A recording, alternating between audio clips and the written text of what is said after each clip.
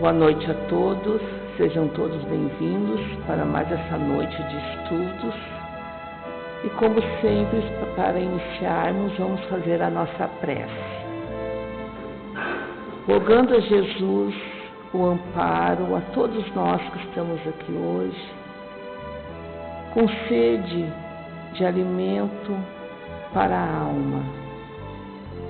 Que Tu, Jesus, possa estar conosco, nos dando forças e coragem para nós continuarmos a nossa caminhada aqui na Terra, que às vezes é um pouquinho difícil, mas sabemos que o nosso Pai sabe o que é necessário para cada um de nós e que Ele está sempre pronto a nos amparar, a nos ajudar a superar as nossas dificuldades. E é aqui nesta casa que nós conseguimos também, com a ajuda do nosso Pai, de Jesus e da equipe espiritual, angariarmos forças para continuarmos a nossa vivência aqui na Terra. Que Tu, Jesus, continue conosco hoje e sempre, e que também auxilie o Sérgio Luiz neste momento, para que nós também possamos entender um pouquinho mais do Teu Evangelho, Jesus. Que assim seja. Boa noite, meus amigos. Boa noite, meus irmãos. Que a paz do Divino Mestre amado Jesus e de Deus nosso Pai possa nos envolver neste momento. A todos nós aqui presentes, quer sejamos encarnados ou desencarnados. Queridos amigos, prezados irmãos, é com grande alegria que nós viemos neste sábado aqui, trabalharmos mais um capítulo do Evangelho segundo o Espiritismo. E com grande alegria também de estar na presença dos nossos irmãos aqui, neste trabalho que, daquilo que nos foi sempre passado, é um dos trabalhos que norteia as pessoas, nós seres humanos, na busca daquilo que o Espiritismo pode nos proporcionar.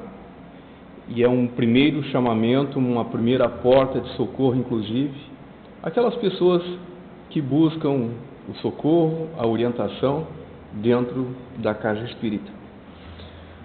O capítulo que nós vamos trabalhar hoje é o capítulo de número 20 do Evangelho segundo o Espiritismo, os trabalhadores da última hora. Do apanhado de Mateus, lá do Novo Testamento, os trabalhadores da última hora, começa através de uma colocação em que ele coloca, que seria quando o Mestre amado Jesus fala dos trabalhadores da última hora. E aí ele começa dizendo que o reino dos céus se assemelha a um pai de família que levanta cedo para contratar trabalhadores para a sua vinha. E ele indo em busca dessas pessoas, ele encontra os primeiros. E a estes ele contrata, acertando com eles que pagaria um dinário. O dinário era uma moeda, lá no Estado de Israel, lá na Antiguidade. Pagaria um dinário, por cada dia de trabalho. E isto, então, aqueles trabalhadores começam fazendo aquele trabalho com este acerto feito. Ele sai na segunda hora, ele sai na terceira hora. Na terceira hora ele vai até o local onde ele tinha encontrado os primeiros e ele encontra outros trabalhadores. E eles perguntam o que eles fazem ali. E eles dizem que até o momento não haviam sido contratados, não haviam sido chamados por ninguém. E aí ele vai então diz a esses trabalhadores: vão para a minha vinha, que posteriormente eu acertarei com vocês de forma justa pelo trabalho realizado. E isso se repete lá na quarta, na quinta, na sexta hora ele vai encontrar outros e os convida para irem também para a sua vinha, que posteriormente ele acertaria pelo trabalho realizado. Chegando lá na 11ª hora, ele vai e encontra trabalhadores que estão ainda parados, não é? E aí ele vai e pergunta, mas o que fazem vocês ainda parados aqui? Até o momento ninguém nos veio contratar aqui, ninguém veio em busca do nosso serviço. E aí o que ele faz? Ele diz, não, vão lá para a minha vinha que eu acertarei com vocês posteriormente, acertarei depois. E é assim que foi feito. Na 12ª hora, não é? O trabalho se encerra, 12 horas, naquele tempo, né? Passaram-se e aí ele vai e faz o acerto. E aí ele vai e chama os últimos que foram contratados e paga um dinário. E aí os primeiros que foram contratados, se para os últimos ele pagou um dinário, significa que para nós que fomos lá na primeira hora, provavelmente nós iremos receber mais. E aí ele foi acertando com cada um que tinha sido contratado de acordo com aquela hora em que começaram a trabalhar. Quando chegou lá nos primeiros, ele pagou um dinário também. E aí esses acharam-se injustiçados, não é? Porque se eles tinham trabalhado todo o período, estavam recebendo um dinário, por que aqueles, não é, que tinham trabalhado só uma hora também estavam recebendo o mesmo valor?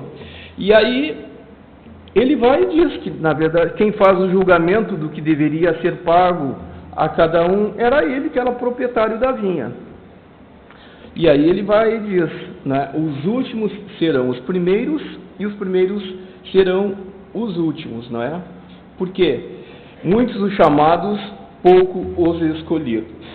O que significa isso? Jesus, quando falava através de parábolas, dessas passagens, era uma linguagem simbólica, não é? Que tratavam de assuntos voltados para a realidade nossa, de seres humanos. E ele falava de uma linguagem figurada no sentido de que nós pensássemos, de que nós agíssemos. A espiritualidade, posteriormente, ela vai e esclarece-nos, né, que, na verdade, o que significava aquilo? Significava que cada um de nós, independente do tempo, não é, nós, de acordo com a nossa disposição, a nossa proposta de aguardarmos o nosso momento, nós deveríamos trabalhar pelo bem, com procedimentos, com condutas que traduzissem o verdadeiro cristão, não é? Aquele que, através da benevolência, da indulgência, do perdão, da paciência, traduziria a lei maior do amor do Cristo, não é? Que é a lei do amor. Isto, a todos nós, é fundamental que nós saibamos e nos preparemos. Mas, o que poderia também ser entendido disso? Muitos chamados, poucos os escolhidos. Nós poderíamos, com licença, ver também um pouquinho mais aprofundado. Na verdade, muitos os chamados, poucos os escolhidos, não é? Faz uma alusão lá desde Moisés, dos profetas, do Messias, dos missionários divinos que vieram posteriormente, dos filósofos, dos homens que conheciam a ciência, dos homens de religião que vieram com o passar do tempo, e por último até os espíritas, não é? Os trabalhadores da última hora. Cada um a seu tempo foi sendo chamado, mas também em uma alusão maior com relação também, não é? As diversas partes, as diversas regiões do mundo e aos grupos de espíritos que formaram essas regiões do mundo. Então nós vamos lá atrás, começando desde lá, muitos os chamados, pouco os escolhidos. Nós vamos lá do primeiro momento dos hebreus, não é? Que tiveram aquele chamamento em que Moisés vai e os liberta do jugo do Egito, vai e os leva para a terra prometida, que seria o Estado de Israel. e durante todo aquele tempo lhes é passado os 10 mandamentos, as tábuas da lei, não é? Posteriormente as leis civis, para poderem passar um estágio de preparação para a vinda do Mestre amado Jesus. Posteriormente, vem Jesus, nos traz a lei do amor com o cristianismo, que era, vamos dizer assim, as lições que o Mestre deixou, da qual nós nos valeríamos para o nosso crescimento, calcadas no amor ao nosso próximo, não é? O que ele veio trazer? A lei do amor, a boa nova. A espiritualidade vai nos falar que, na verdade, o cristianismo, ele vai perdurar na sua essência, aquela proposta pelo Mestre Jesus, mais ou menos 300 anos, ou seja, 300 anos de ser. O que começa a acontecer? Após os 300 anos posteriormente à passagem do Mestre amado Jesus, nós vamos mergulhar num tempo extremamente obscuro da humanidade, em que nós temos as cruzadas. Tempo esse em que foram promovidas tantas atrocidades em nome da religião, em nome da defesa daquilo que seria o que dos céus viriam para nós, não é? Que existem autores, existem escritores, existe a espiritualidade, existem os nossos divulgadores. O próprio Divaldo vai nos comentar sobre isso em vários encontros, não é? Do que foi feito durante as cruzadas, foi de tal intensidade que gerou tantos males para o nosso mundo, que nós vivemos efeitos até o presente dia de hoje. As situações mais dantescas criadas pelo ser humano foi a partir desse momento e principalmente nesse período. Então, vamos ter situações que nos marcam profundamente a nós espíritos. Vamos ter desses muitos os chamados, poucos os escolhidos, vários países que foram convidados. Nós vamos ter a Inglaterra, nós vamos ter a Itália. A Inglaterra, no primeiro momento onde foi cunhado o primeiro modelito, vamos dizer assim, o primeiro modelo de uma constituição de leis que dariam ou outorgariam a capacidade do ser humano de escolher os seus líderes. O primeiro modelo, o primeiro passo. A Inglaterra teve essa missão. E nas cruzadas, eles também foram aqueles que estiveram lá, né, empunhando a cruz, a espada com o símbolo da cruz, como se estivessem defendendo ao Mestre amado Jesus. Não é? Nós vamos ter a Itália, nós vamos ter a Alemanha. A Alemanha, quando convidada, nós vamos ter o primeiro processo de transformação da Igreja Católica, não é?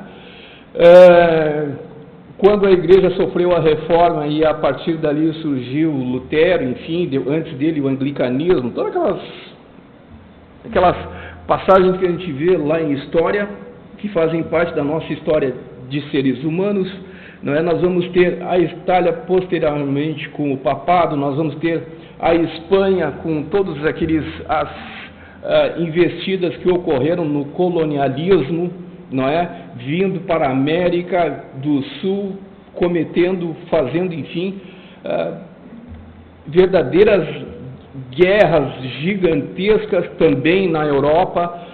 A Europa, o norte da Europa, os czares, toda aquela situação toda que se criou, muitos os chamados, pouco os escolhidos, não é? Vamos ter a Itália também com seus modelos que incrementaram isso, e Emmanuel, numa obra extremamente interessante, né? Ele vai nos alertar o seguinte: em nome da justiça, a Inglaterra desenvolveu a forca, a França a guilhotina, a Alemanha o machado e a Itália benzeu, ela abençoou as metralhadoras. Então, objetos de destruição que para nós seres humanos não somaram, não é? Então nós vamos ter ao longo da história muitos os chamados, pouco os escolhidos. E quando nós falamos, gente, aqui, que é nós, porque existe uma peculiaridade muito interessante, que é o seguinte: quando nós falamos nós, a gente fala desses países, todos lá na Europa, certo? Todos lá na Europa ou na Ásia, enfim, como se nós não tivéssemos nada a ver com eles. Temos tudo que ver. Porque, na verdade, as nossas raízes, as nossas origens, elas não são da América do Sul, tá?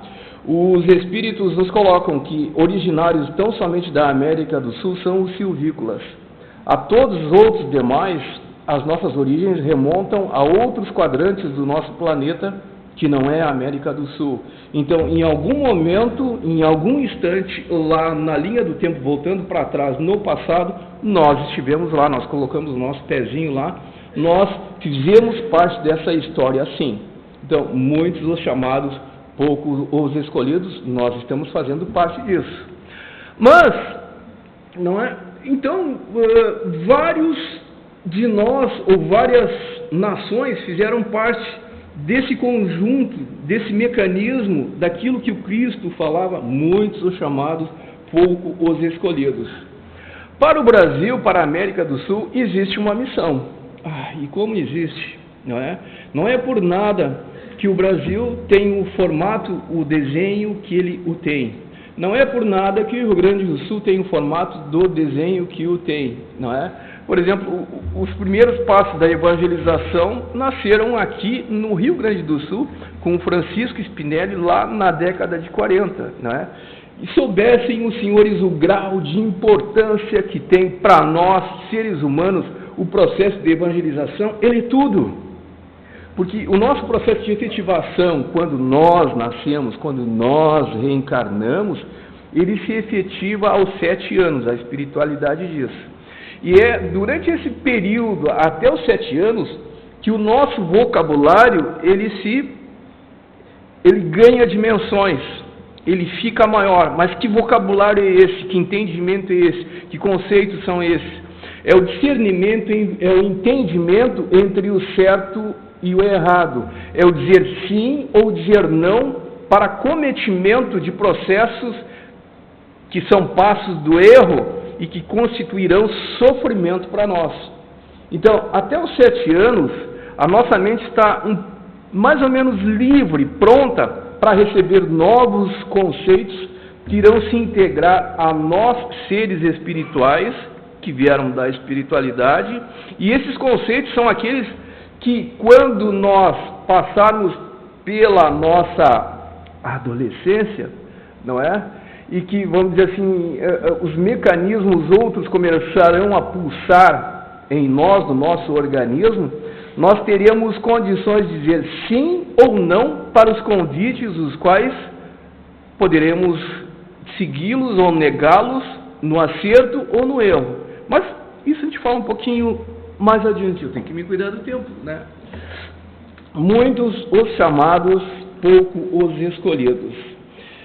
Bom, após todo esse tempo, tendo tudo isso se passado no nosso processo de desenvolvimento, de evolução, que constitui o nosso ser vindo a este mundo, nós podemos lhes dizer o seguinte: os trabalhadores da última hora, muitos os chamados, pouco os escolhidos. Aí nós vamos ter os trabalhadores da última hora. Quem são os trabalhadores da última hora? Bom, para que nós entendamos quem são os trabalhadores da última hora, temos que lhes falar de uma coisa chamada reencarnação. Nesse processo em que a espiritualidade nos chama, nós temos valores, nós temos conhecimentos que, vamos dizer assim, nos facilitarão ou facilitariam a nossa volta a este mundo, a essa condição aqui de encarnados. E aí vem o Espiritismo,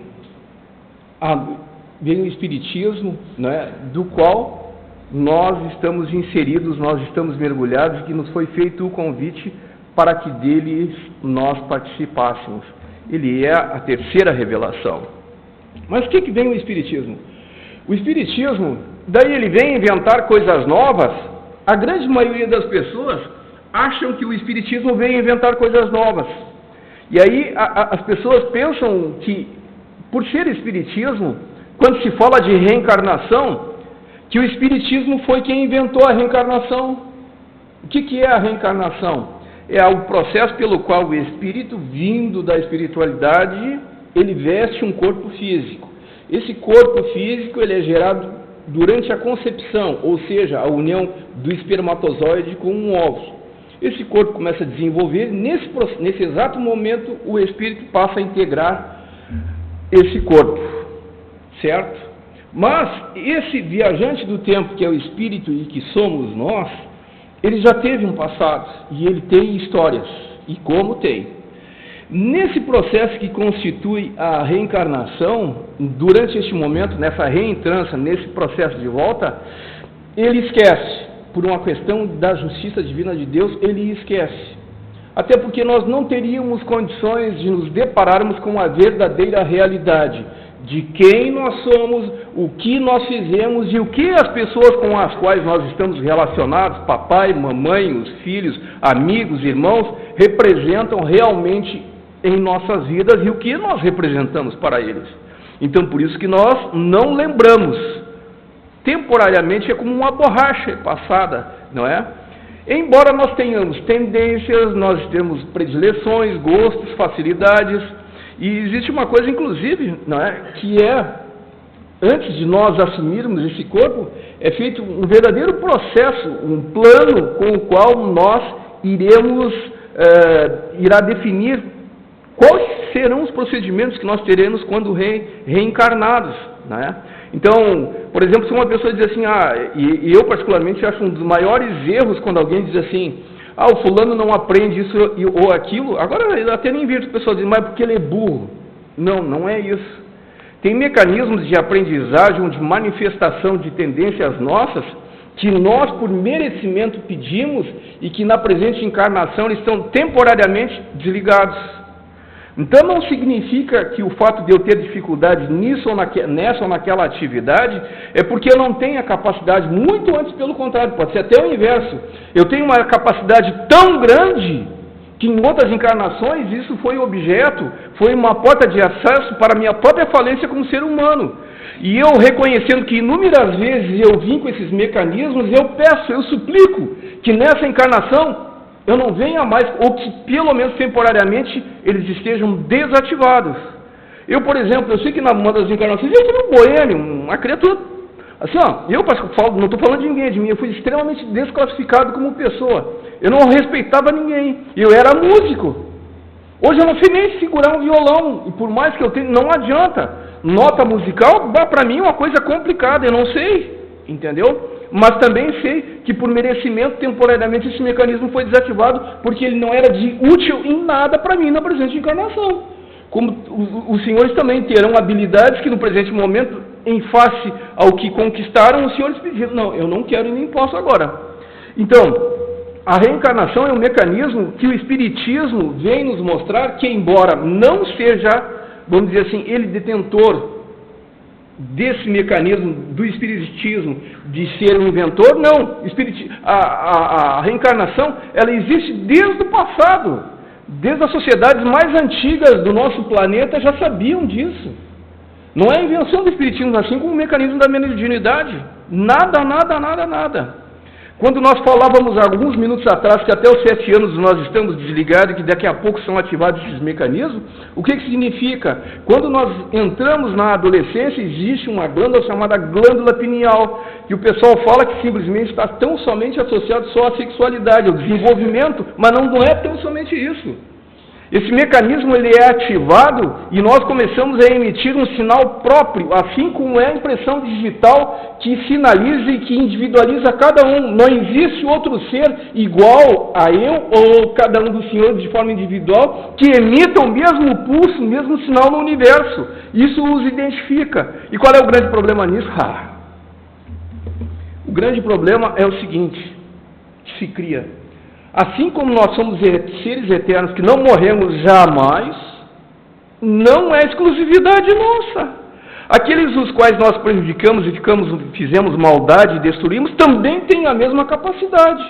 Só que nós já retornamos. E temporariamente, a expressão nossa é feita através dos 5 sentidos e da combinação deles. Só que quem não retornou ainda não está ligado ao corpo físico. Então essa interface ligada ao corpo, não, vamos dizer assim, ela não reduz a capacidade deles. Então eles percebem aonde nós estamos em função dessa glândula que começa a vibrar. E aí nós vamos entender por que, não é? O nosso filho com 12, com 13, 14 anos que está entrando, ele muda completamente. E ele fica à mercê de ideias, de sugestões, que até então, mas eu não conheço essa criatura que eu tenho dentro aqui de casa. Eu que tirei do meu ventre, e o pai dizendo, esse meu filho que eu peguei lá, tirei, a primeira fotografia não é o meu filho, é outro ser. E aí nós vamos ter capacidades que vão se expressar de boas a malévolas. E nós, espíritas, somos os trabalhadores da última hora. Nós vemos convidados a participar dessa última hora. Bah, eu estou aqui cuidando ali, assim, está quase no finalzinho, tem 5 minutos para falar um monte de coisa. Mas assim, ó, o que significa isso? Significa o seguinte: nós estamos, de acordo com aquilo que a espiritualidade fala, nós estamos num final de período do nosso planeta. Nós estamos num final de período. Se os senhores buscarem lá no YouTube, procurem lá no Pinga Fogo, procurem, enfim, existem obras que falam isso. O nosso planeta tem um mundo de expiação e provas. Nós estamos passando para uma outra fase. Isso vai se concretizar. Eles colocam em aproximadamente até o ano de 2057, por aí. 2057, 2060, vai se concretizar essa fase. Nós vamos passar dessa fase de mundo de regeneração para um mundo de expiação e prova para um mundo de regeneração. E aí o que significa isso? Nós estamos no final. Faltam 33 anos. Quando começou esse período, só para os senhores terem uma ideia, esse período que nós estamos agora, ele começou lá quando Cristo passou por aqui, há quase 2000 anos, e nós estamos há 33 anos do final. O que vai acontecer? Olha, de acordo com a espiritualidade, transformações gigantescas no nosso mundo. E nós já estamos experimentando isso. E é aquilo que fala aqui no Evangelho, não é? Essa transformação gigantesca, esse muitas vezes o medo, a insegurança que nós temos, ou que sentimos, e nós não podemos tê-lo, porque nós somos os trabalhadores da última hora. Nós estamos naquela horinha final. E esse convite dado, e essa oportunidade dada pelo Senhor da vida, que é Deus, nosso Pai, com a permissão do Mestre amado Jesus, é um momento que exige de nós paciência, compreensão, amor para com os nossos semelhantes, que é aquilo que a gente fala lá nos estudos BIP: benevolência, indulgência, paciência e perdão. Isto é fundamental. Gente, e quando se fala nisso, não é por uma questão de fachada, de rosto, de externar, mas é ser. Nós temos que trabalhar isso profundamente dentro de nós. E é o tipo da coisa assim, ó, que não adianta nós querer mascarar. Lembram-se quando há alguns minutos nós falamos do pulso que nós emitimos? Que nós somos seres individuais? Ele é tão somente de cada um. Não existe negociação. Não existe pagar com preces ou fazer negociação. Ah, se eu fizer isso, eu vou fazer um trabalho grande lá na... Não. Eu vou acender tantas velas. Não. Eu vou dar uma contribuição financeira gigantesca. Não. É só pensar, para quem que nós vamos dar? Eu vou dar para Deus. Mas vamos ser um pouquinho mais inteligentes, minha gente. Deus, quem é Deus? Criador do céu, da terra, do universo, de tudo que nele existe. Então, eu vou tentar negociar, não adianta. O que Deus quer de nós, o que Ele espera de Jesus? É o nosso desenvolvimento, é nós seres crescendo, desenvolvendo. Nós somos os trabalhadores da última hora. Este é o momento, e não é por acaso que cada um dos senhores está aqui. É para avivá-los. E temos certeza, se alguém já veio 1, 2, 3 vezes, é porque ecoou ou encontrou sintonia com aquilo que é falado, com aquilo que é divulgado. É como se estivesse ouvindo notas musicais de uma canção que vem lá de trás, e que alguém começa a tocar e diz, pô, mas isso tem que ver comigo, parece que estão repetindo uma coisa que eu já ouvi, e de fato, nós já fomos convidados outras vezes, mas nós estamos agora na última hora. Nós temos que nos cuidar para não sermos que nem, até eu vi vou ser bem rapidinho assim, 2 minutinhos, nós temos que nos cuidar para não sermos que nem aquele estudante que está no 9º ano, e daí do 9º ano ele vai para o 1º ano de 2º grau. Só que ele não estudou, não se preparou.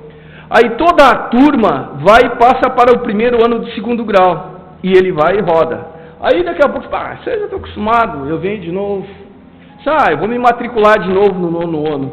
Aí o diretor vai dizer assim, pois é, mas essa escola aqui, o ano que vem, não tem mais 9º ano.